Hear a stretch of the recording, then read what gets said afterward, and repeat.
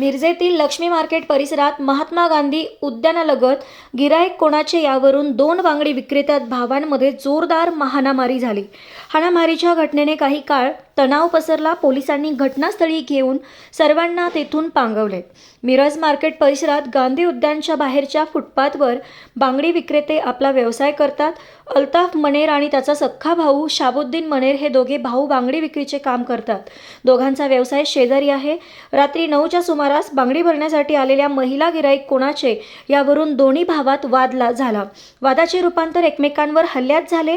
दोन्ही भाऊ एकमेकांवर तुटून पडले। लोखंडी पाईप, काठी, फळी, काचेचे ग्लास यांनी एकमेकांना मारहाण सुरू केली। शाबुद्दीनचे डोके आणि कपाळ यांना जबर मार बसल्याने डोके फुटले। याच दरम्यान तेथून जाणाऱ्या दोन्ही पोलिसांनी अल्ताफ आणि शाबुद्दीन यांना भांडणापासून रोखण्याचा प्रयत्न केला, मात्र दोघांनी पोलिसांवर धावून जाण्याचा प्रयत्न केला। तसेच पोलिसांना शिवीगाळ अखेर पोलिसांनी शहर पोलीस ठाण्याला फोन करून जादा कुमक मागवली। पोलीस फाटा दाखल झाला। यावेळी हुल्लडबाजी करणाऱ्या तरुणांना पोलिसांनी चांगलाच चोप दिला। शाबुद्दीन याला उपचारासाठी रुग्णालयात पाठवण्यात आले, तर अल्ताफ याला पोलिसांनी ताब्यात घेऊन पोलीस ठाण्याकडे नेले।